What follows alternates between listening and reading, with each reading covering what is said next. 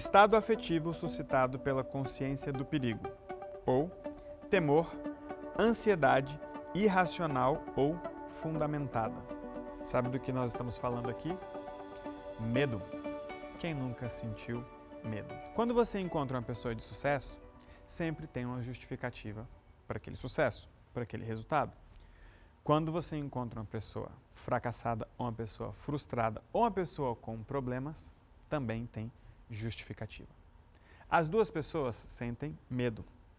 Todos nós sentimos medo. O medo é um mecanismo de alerta que tem sido encarado, tem sido explicado e tem sido utilizado de forma muito equivocada. Qual a principal diferença entre as pessoas realizadas, as pessoas que conseguiram construir uma vida feliz, e as pessoas frustradas, ou as pessoas fracassadas, ou as pessoas com problemas? O significado que elas dão para o medo. Quando você busca a explicação para o fracasso, para a frustração ou para os problemas, é comum as pessoas dizerem que elas têm medo. Atenção, este vídeo faz parte da série Matéria-Prima disponível na All Play para os assinantes da Jornada da Felicidade e ficará disponível por pouco tempo aqui no YouTube. Para ter acesso ao conteúdo completo, acesse o link da descrição. Que elas até sabem o que fazer, mas elas têm medo de fazer ou elas têm medo de não conseguir. Sempre tem o medo sendo utilizado como justificativa. Você vai descobrir muita coisa aqui que talvez você não coloque em ação. Talvez você leve para o intelecto, talvez você se sinta uma pessoa mais preparada, mais inteligente, mais culta, talvez até uma pessoa melhor, porém apenas com o conhecimento e não com o resultado da aplicação daquele conhecimento. Nesse momento, você vai dizer que você não fez porque você teve medo. Existe o medo de dar certo, existe o medo de dar errado e existe aquele medo, nem sei do que. Você não fez por quê? Porque eu fiquei com medo. Medo de quê? Não sei. Aí vem a ideia de que o medo está te bloqueando. Quando a gente busca o significado do medo, a gente perde tempo. O certo é nós buscarmos a utilidade do medo. Não dá para dizer que o medo está sendo usado para te bloquear, porque o medo não tem esse poder. Ou, que absurdo, isso mesmo, o medo não tem o poder de te bloquear, sequer de te paralisar. O medo não tem poder de te bloquear. Quando a gente olha para o significado do medo, a gente entende a confusão que as pessoas estão fazendo com esse significado e, pior, a confusão que elas fazem com a utilidade do medo. Preste atenção, o medo é sim um sinal de alerta. A composição dos seus traços de caracteres, ela foi concebida de modo que os seus sentidos, o seu corpo, te desse a capacidade de pensar, sentir e agir, ok? Preste atenção nesses três elementos. Eu penso, ou percebo, ou imagino, eu sinto e eu ajo. Isso aqui, ó, essa paralisia, ela é uma ação. É a ação de parar, a ação de ficar parado. Então, quando eu paro, eu estou agindo, eu estou em uma ação de paralisar. Freia, trava, para. Isso é uma ação. Então, grave essas três coisas: pensar, sentir e agir. Onde entra o medo? É um sinal de alerta que os meus sentidos me dão de que algo de ruim pode acontecer. Só que nessa série sobre a matéria-prima para sua transformação, nós começamos tudo a partir de um elemento: as histórias. Esse sentido, ele vai se basear, se fundamentar, se ancorar ou se referenciar justamente pelas histórias. Pessoas que viveram histórias diferentes vão perceber as situações de formas diferentes. Logo, o que pode ser um sinal de alerta, pode ser arriscado para uma pessoa, pode não ser para outra. Pular de paraquedas para uma pessoa é absurdamente natural, para outra aquilo significa praticamente a morte. Sair de um casamento para uma pessoa é algo que faz um absurdo sentido se aquilo não estiver fazendo sentido. Para outra, aquilo pode ser o fim. Trocar de emprego, trocar de profissão, trocar de carreira, para uma pessoa pode ser algo absurdamente natural. Para outra, o fim, a morte, um absurdo, impossível, impensado, risco extremo. Qual a diferença de uma pessoa para outra? Porque mesmo considerando os mesmos traços, as histórias vividas são diferentes, as referências são outras. Então, as histórias que você viveu, elas vão interferir nesse sinal de alerta. Se as histórias que você vive ou que você constrói sobre tudo, sobre todos, especialmente sobre a sua vida, é fruto da interferência da história de várias pessoas, da sua mãe, do seu pai, das pessoas com as quais você convive, logo, o seu sentido, a sua percepção de medo também. Calma que eu já vou ligar os pontos. Por que é que você sente medo em algumas situações? Por que esse sinal de alerta acende? Porque a sua percepção, a história que você cria sobre aquilo, sobre aquela possibilidade, está ancorada na história que outras pessoas viveram e contaram, repassaram para você e faz com que você entenda que, opa, isso é um perigo. Só que independente disso tudo, esse sentido, esse alerta, não tem o poder de te paralisar. Até porque ele não é um sinal de, epa, pare! É um sinal de cuidado, atenção, perigo, observe, analise. Não é um sinal de pare. Tem muito passo que você deixou de dar na vida porque sim, você sentiu medo. Isso é verdade. Só que esse sinal de alerta não foi suficiente para te paralisar. Porque foi um convite para uma avaliação. E você parou depois que você fez a avaliação. Depois que você considerou aquela situação, aquele fato, a partir da percepção que você teve, com uma intenção que pode ter sido só sua ou dos outros, e aí é o perigo de viver com muita gente tocando a sua vida, porque quando você coloca a sua intenção de mudar de carreira, de sair de um casamento ou de começar um casamento, você, de repente, analisa e percebe que aquela intenção não é só sua. Logo, aquele medo não é só seu. Ponto.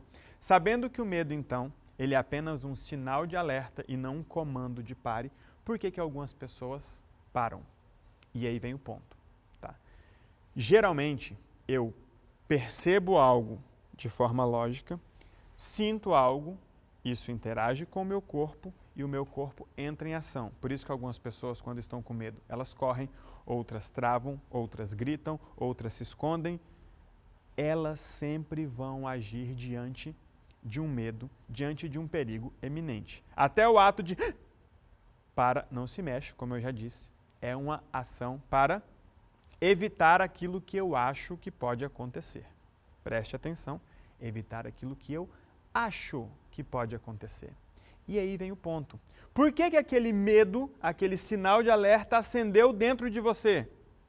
Porque você acha que algo ruim pode acontecer. Por que você acha que algo ruim pode acontecer? Porque você está enxergando a situação, analisando a sensação e considerando ou não uma intenção que te leva a achar que aquilo pode dar errado, que aquilo pode trazer um dano, que aquilo pode trazer um prejuízo. Só que você não para analisar. Você simplesmente usa o medo como justificativa. Qual é o significado do medo? Sinal de alerta. Ponto. Qual a utilidade do medo? Não é te bloquear. Não é te bloquear. O medo tem sido utilizado não como bloqueio, não como proteção, como muitas pessoas vendem por aí. Nossa, o medo é uma proteção porque te impede, diz blá, blá, blá, blá, blá, e blá, blá, blá. O medo não é um bloqueio e nem uma proteção. O medo é uma justificativa.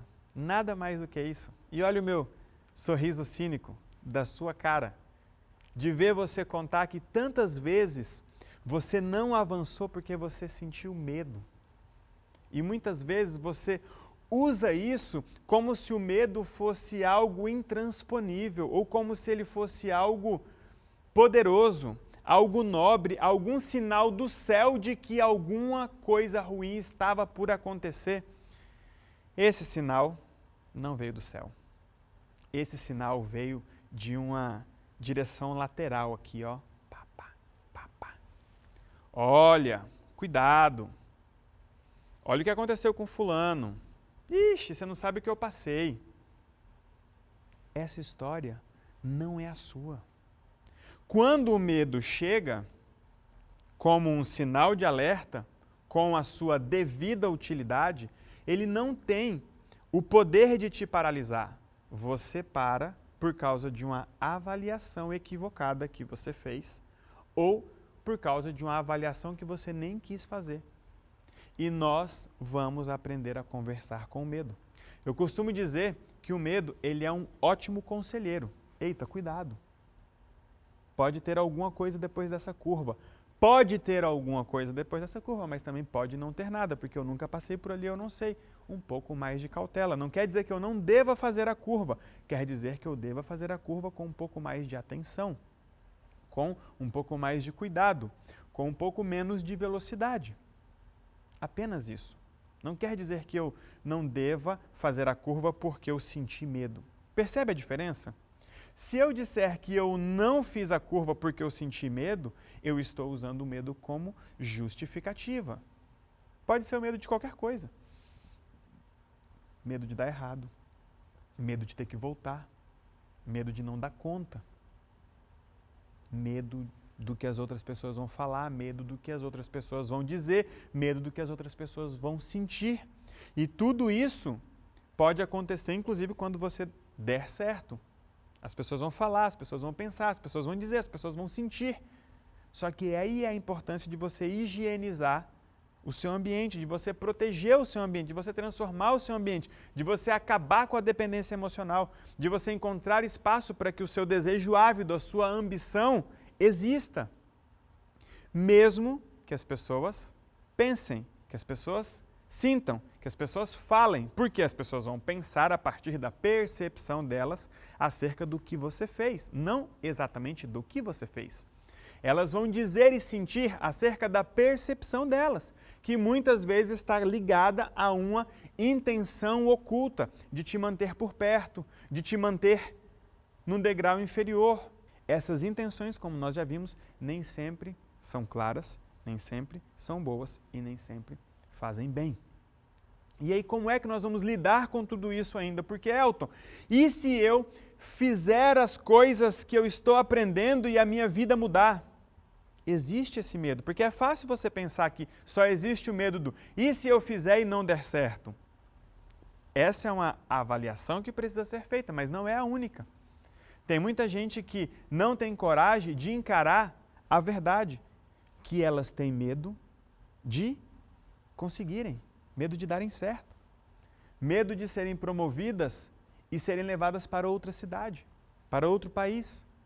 Medo de se envolver com alguém e aquele relacionamento virar um casamento, e aquele casamento virar uma família, e aquela família ser recheada de filhos, e de repente você não conseguir mais ser o motivo de vida de outras pessoas, se preocupar, cuidar, garantir que outras pessoas vivam, que outras pessoas continuem bem. E aí você acaba deixando de seguir. Mas o que fazer então quando eu sentir medo? Quer dizer que eu não vou mais sentir medo, Elton? Preste atenção em uma coisa. O medo só some depois que você faz. Medo não some com coragem, medo some com confiança, medo some com segurança. Se eu nunca fiz uma curva a 160 km por hora, como é que eu vou sentir confiança de fazer aquela curva a 160, a 180, a 200 km por hora? Quando eu fui pilotar em Interlagos pela primeira vez, que eu perguntei para o cara, onde é que freia no S do Senna? Aí ele olhou para mim e falou assim, é depois dos 100 metros. Aí eu falei, tá. Aí já pensei que, ok, vou criar coragem e frear ali perto dos 100 metros. Aí tinha um médico com a gente, ele passou perto de mim e falou bem assim, é depois dos 50. Eu falei, depois dos 50? Ele falou, perto dos 30. Eu não imaginava a possibilidade de frear aquele carro a 220 km por hora a 30 metros antes da curva. Eu vim freando a 250, 200 e 180, cheguei nos 150, no 100, até que eu cheguei aos 50, próximo aos 30 metros. Que horas eu senti confiança para frear lá no final da reta, virar aquele carro e continuar acelerando? Não foi quando eu criei coragem, foi quando eu criei confiança, quando eu criei segurança, quando eu criei intimidade, quando eu criei experiência. A primeira vez é normal sentir medo. O medo some no final, não no começo. Se você estiver esperando parar de sentir medo para fazer algo, você nunca vai fazer. Por quê? O medo é só um sinal de alerta que está te dizendo: cuidado, analise, teste, experimente. Não está te dizendo aborte, pare.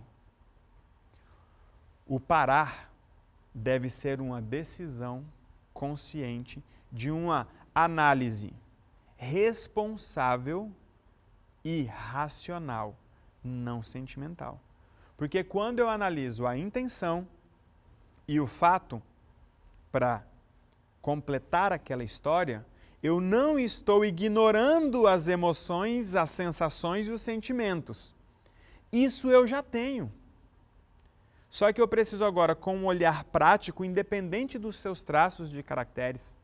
Você não vai ser 100% oral. Você tem aí psicopata, você tem masoquista, você tem esquizoide, você tem rígido. Esses traços eles vão analisar de forma mais fria, cada um com a sua capacidade, cada um com o seu perfil, cada um com a sua peculiaridade, mas eles vão analisar o fato, quando eles forem convidados a analisar o fato, de forma fria e racional. Eles vão analisar a intenção de forma fria e racional. Está sentindo medo? Feche a conta. Está sentindo medo? Complete a história. O medo ele é uma história de que pode dar errado, uma história de que pode dar certo. Agora você já sabe que quando tiver outras pessoas envolvidas, você tem um framework para utilizar. Deixa eu entender aqui. Qual é o fato em questão? Como cada um de nós percebe, registra, sente ou se sente diante de tudo isso e qual a intenção, qual é o motivo e o objetivo de cada um de nós. E quando você estiver sozinho, você pode fazer exatamente a mesma coisa e mais. Você pode usar o framework da conversa com o medo que nós vamos deixar aqui para você agora. Toda vez que você estiver sentindo medo, entenda, isso é um sinal de alerta e eu estou repetindo várias vezes para você se lembrar. Não é um comando de pare, é um sinal de alerta. Todas as vezes que você disser que não fez algo por medo, você está usando uma justificativa. Você está dando uma utilidade equivocada, irresponsável e perigosa para o medo, dizendo que não fez porque estava com medo. Isso é uma justificativa. Não, Elton, mas eu estava sim sentindo medo. Eu não estou dizendo que você não estava sentindo medo. Eu estou dizendo que o medo não foi suficiente para te bloquear, não foi suficiente para te paralisar. Não foi por causa do medo que você deixou de fazer. Você deixou de fazer por uma avaliação equivocada que você fez ou por uma avaliação que você deixou de fazer. Qual é então a avaliação que você deve fazer? Toda vez que você estiver sentindo medo, entenda, esse medo deve ser analisado de 3 formas. Sempre sob um ponto de vista racional. E toda vez que eu analiso um fato, uma situação de forma racional, isso altera os meus sentimentos, isso altera as minhas percepções. A pessoa está encarando um fato com uma percepção. Não, se eu frear lá, eu vou rodar esse carro, eu vou bater, vai pegar fogo, eu vou morrer, eu vou deixar meus 5 filhos e uma mulher loira, bonita, milionária em casa, eu não quero morrer. Aí eu freio no 250 em vez de frear no 50. Por quê? Porque eu estou dizendo para mim mesmo que se eu frear lá na ponta eu vou morrer. Só que o fato não é esse. O fato é, este carro foi projetado para chegar no final da reta a 220 km por hora, frear no limite, nos 30 metros, com toda a pressão, suavizar após 2 ou 3 segundos e fazer uma curva acentuada à esquerda. Esse carro faz essa curva dessa forma. Isso é um fato. Quando eu analiso isso, vejo outras pessoas fazendo, faço todas as avaliações lógicas e racionais as minhas sensações e as minhas percepções mudam. Eu chego e falo, ok, então eu vou frear lá no 150. Eu pego e penso, ok, vou testar, vou frear lá no 150. Eu atualizei o fato. Opa, freio no 150 e deu certo. Logo, aquela percepção começa a mudar. Atenção, este vídeo faz parte da série Matéria-Prima disponível no AllSharePlay para os assinantes da Jornada da Felicidade e ficará disponível por pouco tempo aqui no YouTube. Para ter acesso ao conteúdo completo, acesse o link da descrição. Quando eu analiso de forma racional, eu não estou ignorando os sentimentos, as sensações e as percepções. E por que eu estou frisando isso? Porque na chave mestra a gente ensina que nenhum traço pode ser ignorado, neutralizado ou preterido.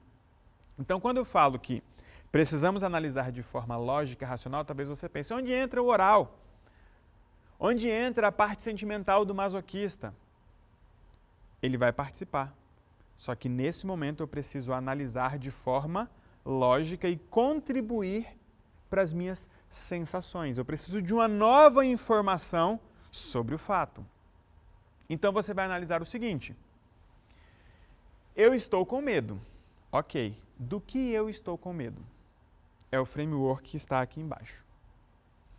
Eu estou com medo de... Ponto. Estou com medo de bater o carro, estou com medo de começar uma nova carreira, estou com medo de trocar de emprego, estou com medo de não dar conta. O medo precisa de nome. Não existe o estou com medo e não sei do que. Não existe. Não existe. O não sei é diferente de não quero saber. Muitas vezes, quando você diz que não sabe, é porque você não quer saber. E o nosso objetivo aqui é acabar com as suas desculpas. É deixar você em um ambiente onde você não tenha desculpa para não fazer. Onde você não tenha desculpa para não tentar. Onde você não tenha desculpa para não conseguir. Qual é o teu medo? Não sei, não vale. Não sei é diferente de não quero saber. Você não sabe ou não quer saber? Descobrindo qual é o seu medo, dando nome para esse medo, você vai considerar 3 possibilidades. Você vai imaginar 3 situações.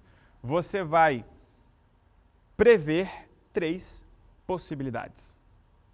Estou com medo de pedir a moça em namoro. Nossa, isso ficou muito velho, né? Pedir a moça em namoro. Nem se faz isso hoje mais, né? O cara dá um beijo na boca da moça e daqui a pouco tem um monte de conta para pagar com ela. Muitas famílias começaram assim. Mas vamos lá, deixa eu ser cringe mesmo, até porque você provavelmente tem a minha idade. O sujeito está com medo de cantar a garota. Melhorou, né? Ele está com medo de tentar a sorte. Gente, só tem 3 coisas para acontecer ali. 3 coisas. A primeira é não tentar. Quando eu não tento, alguma coisa acontece. A segunda é tentar e não dá certo. Quando eu tento e não dá certo, alguma coisa acontece. E a terceira é tentar e conseguir. Só que muitas vezes eu não faço essa avaliação e crio sem perceber possibilidades absurdas. Quando você vira para a pessoa e fala, tá, e se você chegar na moça e ela te disser não? O que você vai perder? Ah, sei lá, eu vou perder uma amiga, Ele descobre que ele nem sabe, porque ele nem parou para analisar. Muitas vezes, o risco de fazer é menor do que o risco de não fazer. Quer um exemplo? O João está afim da Maria. Se o João não disser isso para Maria, ele corre o risco de não viver um grande amor, de não construir uma família maravilhosa com a Maria. E acabar se envolvendo com a Joana, passar a vida com a Joana se perguntando o que seria da vida dele se ele tivesse casado com a Maria. E ele vai passar a vida de vez em quando olhando a vida da Maria no Instagram. E para piorar, no Instagram ela vai parecer mais feliz do que está. Ele vai achar que perdeu mais do que ele realmente perdeu. Mas de fato, por que ele não viveu um grande amor com a Maria? Porque ele simplesmente não se declarou para ela. Ele nem se permitiu a chance de levar um não. Muitas vezes, o risco e o prejuízo de não tentar é maior do que o de tentar. E você pensa, poxa, mas se eu não tentar, eu não perco nada. Perde chance, perde tempo. Você só não percebe que perde muito não tentando, porque você já se acostumou a viver uma vida ruim. Você já se acostumou a encontrar uma forma de se adaptar e de se adequar aos seus problemas e às suas limitações.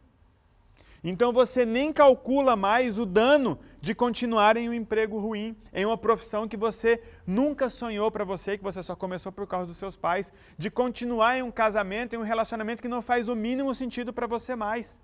E você nem se permite analisar o quanto você está perdendo e não tentar mudar isso. São 3 situações. Eu posso não fazer, e em não fazendo eu preciso me perguntar o que eu ganho e o que eu perco não fazendo isso.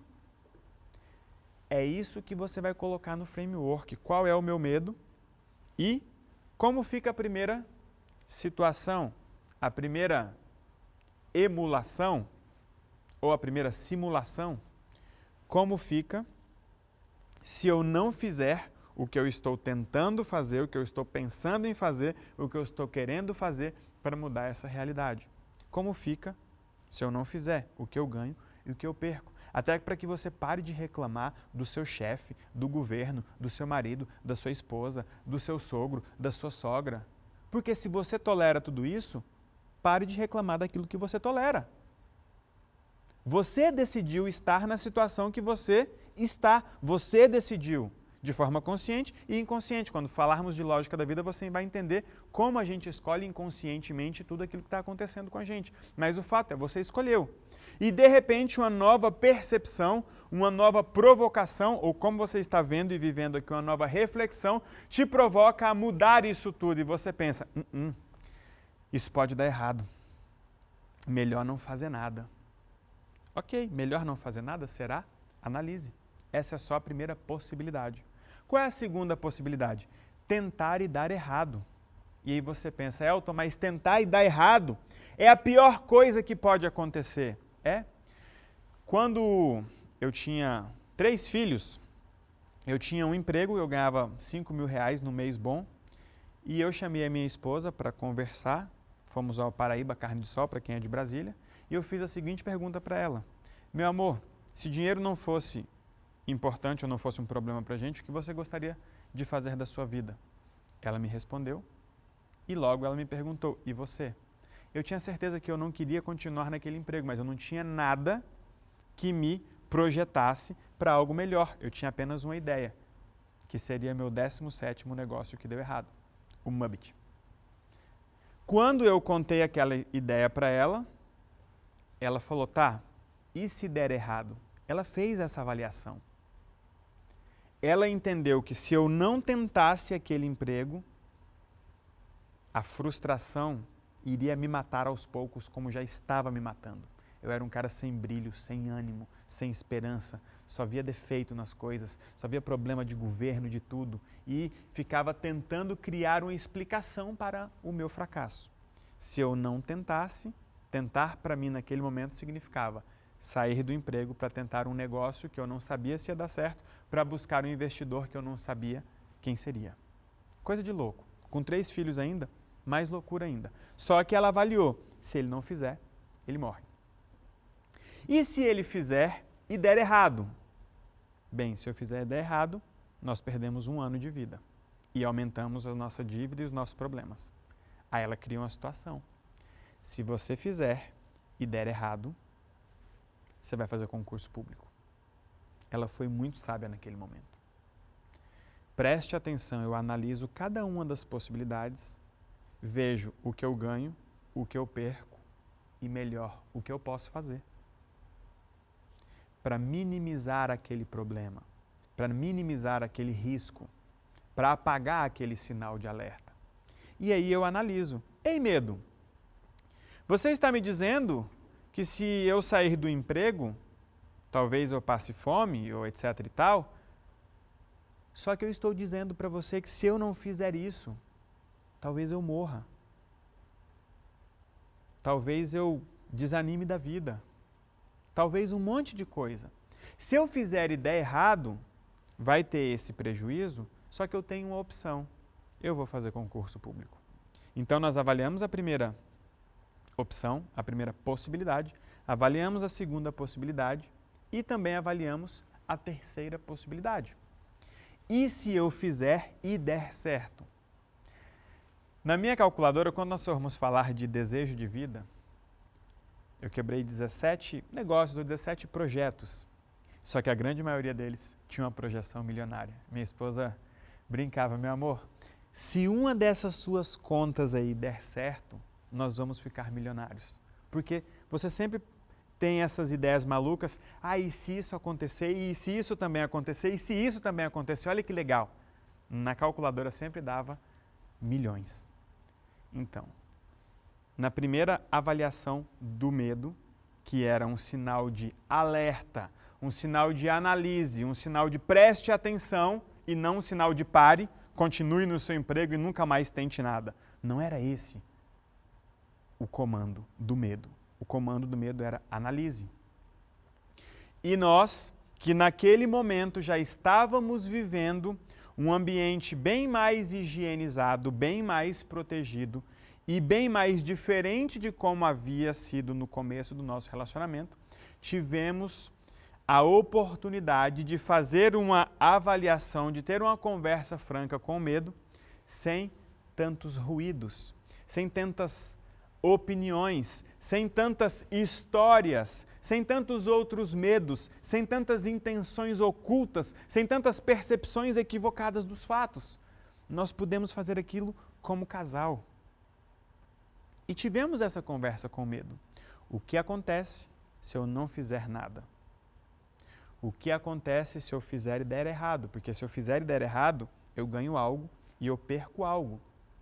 Tá, essa possibilidade ela é real, ela não deve ser ignorada. Não estou te convidando para uma vida ou um modo de vida ingênuo. Eu estou te convidando para um modo de vida responsável. Isso pode acontecer? Pode. Quer dizer que vai acontecer? Talvez sim, talvez não. Qual é a forma responsável de lidar com isso? Criando uma possibilidade. E se der errado? Qual é o plano B? Qual a rota de fuga? Como a gente pode minimizar esse risco? Como a gente pode aumentar a nossa chance de sucesso, já que a gente decidiu fazer isso mesmo estando sentindo medo? Lembra que eu disse que eu não quero dizer para você não sentir medo, não quero dizer para você ignorar o medo, muito pelo contrário. Chama o medo para uma conversa. Como eu posso minimizar esse prejuízo, esse risco? E o que acontece se eu fizer?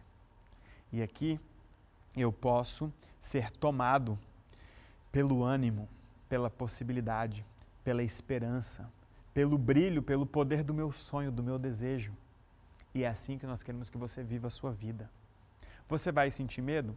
Vai, eu sinto, vários. Só que hoje eu vivo em um ambiente que já foi higienizado. Toda vez que eu sinto medo, eu converso com ele. Eu completo a história e converso com o meu medo. Por isso, você nunca vai me ver usando o medo como justificativa para um fracasso. Hoje não mais. Você não vai me ver dizendo que eu não fiz tal coisa porque eu senti medo. Assim como eu não vou cair na sua versão de que você não resolveu o seu problema ou de que você não realizou o seu sonho só porque você sentiu medo. Porque hoje você tem um conhecimento a mais do que você tinha há alguns minutos antes de começar a assistir esse vídeo. Se você me disser que sentiu medo, eu vou te perguntar de quem é esse medo. Medo é uma história, só mais uma história, que talvez você tenha inventado ou talvez você só esteja repetindo. Tudo bem ter inventado uma história, mas agora você tem um framework para inventar uma história que faça mais sentido. E não dá para inventar uma história de que o medo te paralisou. Não mais. Sentiu medo? Por quê? É um medo de dar certo ou um medo de dar errado? É um medo de construir uma família feliz e de repente ter que viver a sua vida e deixar outras pessoas viverem a delas? É um medo de repente ganhar o seu dinheiro e ter que investir no seu prazer, no seu conforto, na sua segurança, na sua paz, enquanto talvez outras pessoas acreditem que você deve distribuir esse dinheiro com aqueles que você ama, com aqueles que te amam, com aqueles necessitados, ou com aqueles necessitados que te amam, ou com aqueles necessitados que você ama, eu sei o que você vai viver. Essa transição ela é difícil. A transição do dinheiro, de ter coragem de se permitir prazer com o seu recurso quando outras pessoas estão cheias de problemas. Você vai viver essa transição de achar que isso é egoísmo, de achar que isso é feio, porque está na moda pregar o bem, está na moda lutar contra o materialismo. E nós não estamos falando de materialismo, nós estamos falando de estrutura, de recurso. A felicidade está nas coisas simples. No simples ato de apertar uma banheira de hidromassagem e aquela banheira te relaxar depois de um dia de trabalho, depois de um dia que você se arriscou, depois de um dia que você se dedicou, depois de um dia que você assumiu vários compromissos. A felicidade está no simples ato de colocar o bilhete no parque da Disney e entrar com seus filhos. A felicidade está em comer um bom prato de comida com alguém que você ame. A felicidade está em poder sair para jantar, em dormir em uma casa boa. Tudo isso é muito simples. O problema é que as nossas histórias estão misturadas. E aí você acaba tendo que construir uma história pela média, onde você tem que se diminuir para ficar mais próximo das pessoas que você ama e das pessoas que te amam. Eu sei o quanto isso dói, eu sei o quanto isso custa, eu sei o quanto é difícil encarar isso e eu sei o quanto é fácil dizer que não mudou isso só porque estava com medo. Medo de quê? Conversou com medo? Perceba que, sem perceber, nós estamos acabando com as suas justificativas. Alguma coisa você deixou de fazer.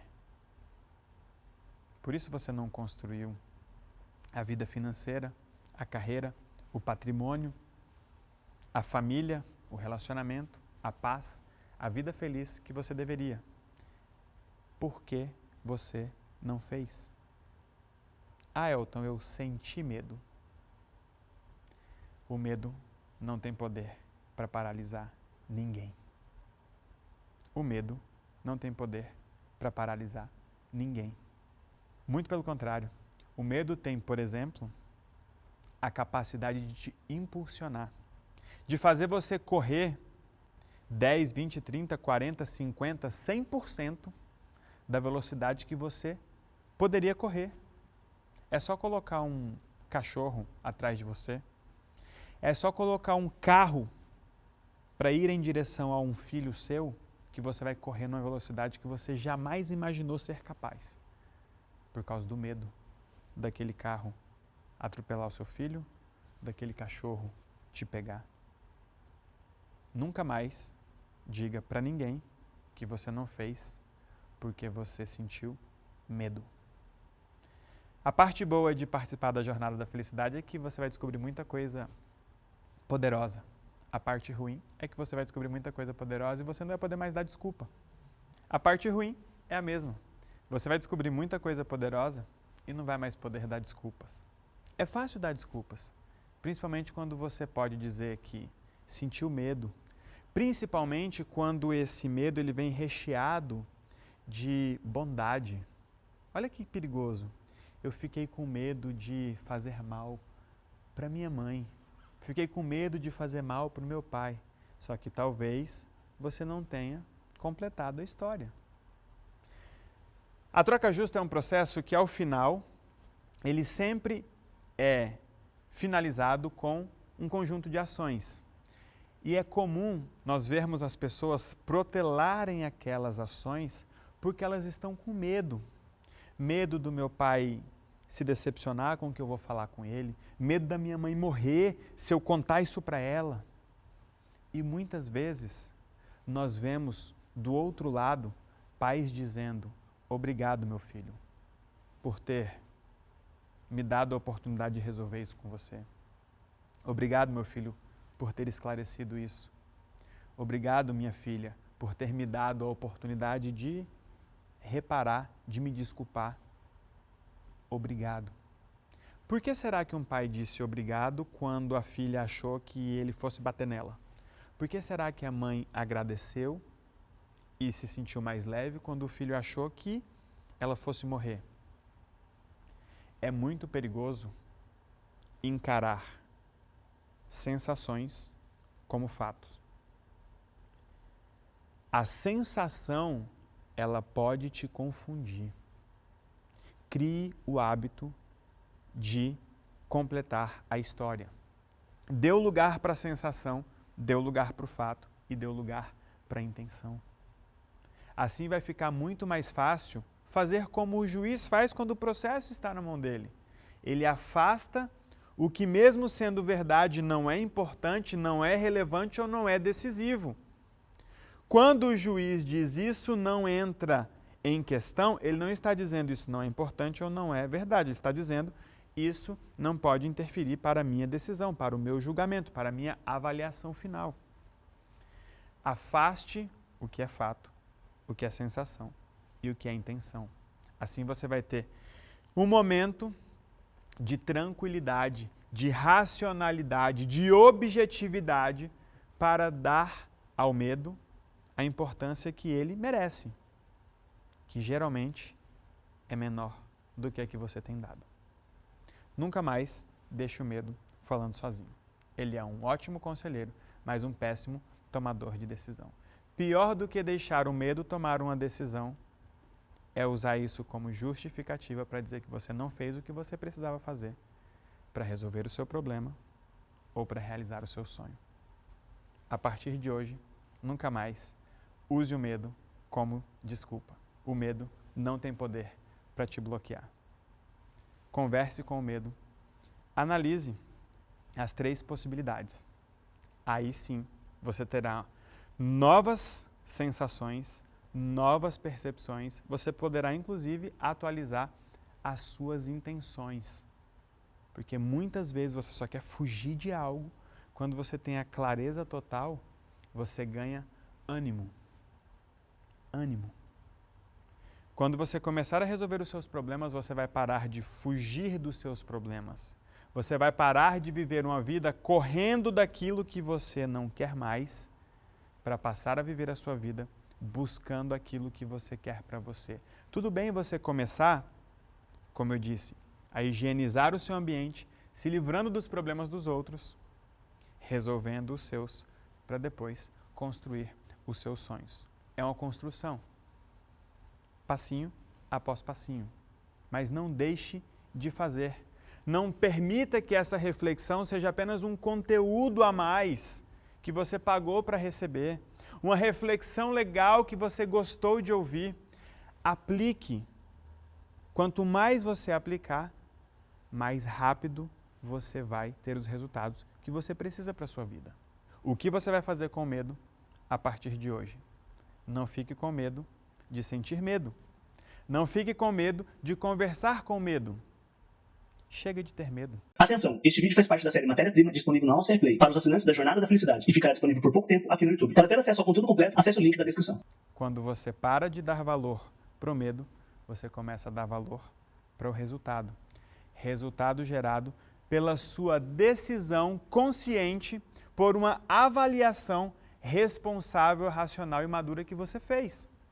Quantas vezes você já deixou de fazer algo porque sentiu medo e não fez uma avaliação correta ou fez uma avaliação equivocada baseada nas histórias de outras pessoas?